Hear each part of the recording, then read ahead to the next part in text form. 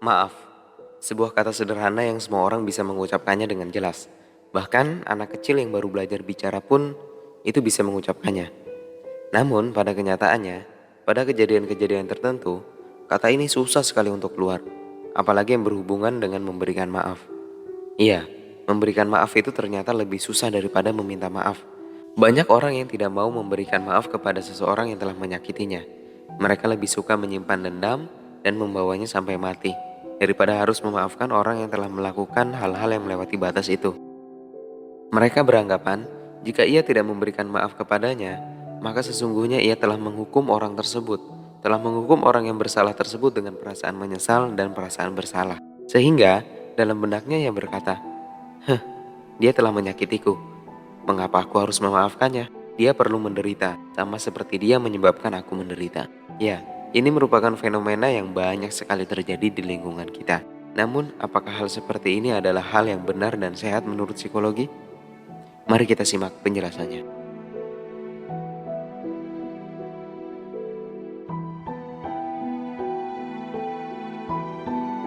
Maafkanlah agar jiwamu tenang. Kita semua telah mendengarnya ribuan kali.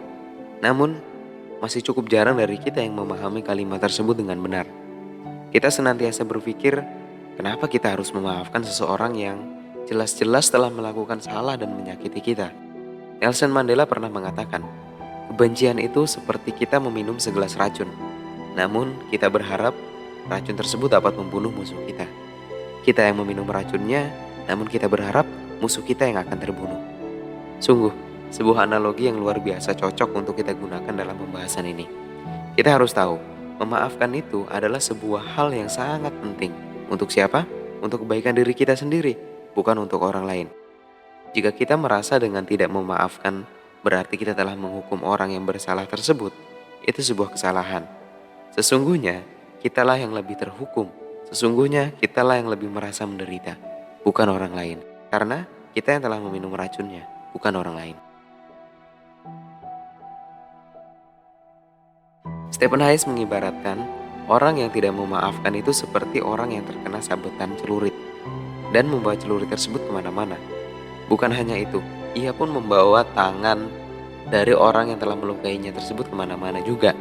Sambil menunjukkan luka, orang tersebut berkata kepada setiap orang yang ia temui, "Ini loh orang yang telah melukai saya.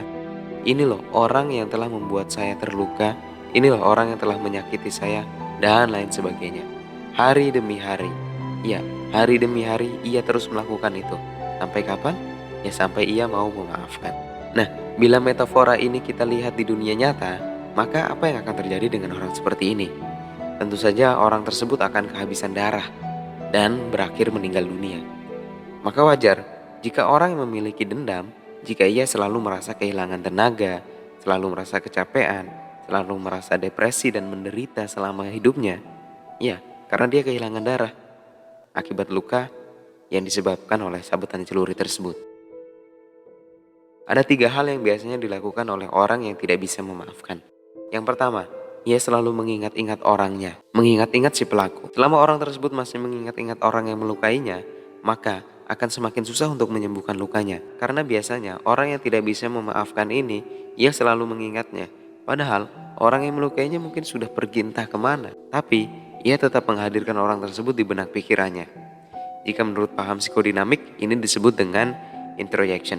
Orang tersebut selalu kita hidupkan di dalam benak kita, dan kita membawanya dengan cara mengingat-ingatnya setiap hari.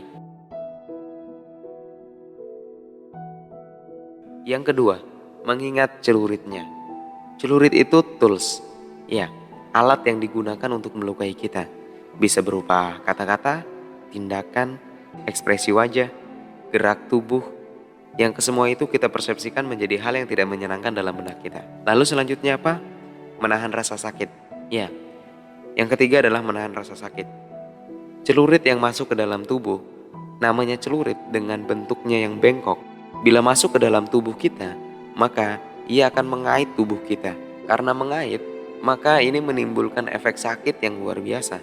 Orang yang tidak mau memaafkan cenderung menahan rasa sakitnya, alih-alih melepaskan celuritnya.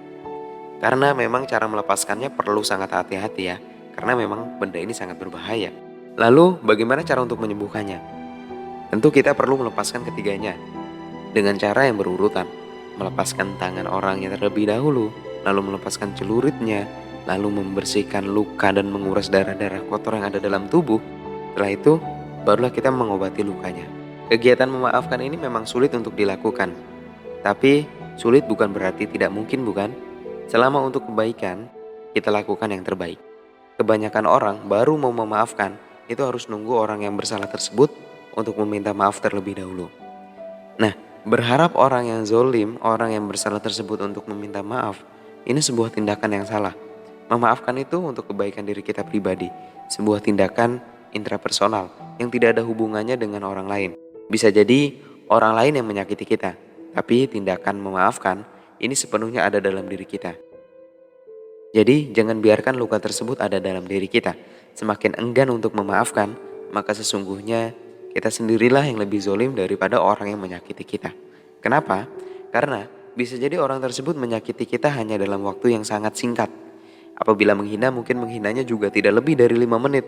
Apabila memberikan perlakuan yang buruk, ia memberikan perlakuan yang buruk juga tidak lebih dari sehari. Tapi kita sendirilah yang selalu mengingat-ingatnya, sehingga menjadikan hal tersebut menjadi sebuah beban dan penderitaan untuk diri kita sendiri selama bertahun-tahun mungkin. Jadi, diri kitalah yang sebenarnya lebih zolim daripada orang lain.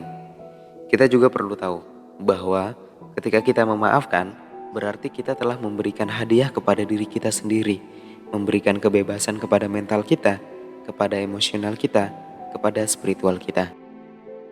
Memang celurit ini yang membuat orang merasa tidak nyaman.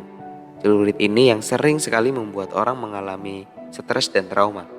Celurit ini yang biasanya menjadi penghalang kebahagiaan seseorang.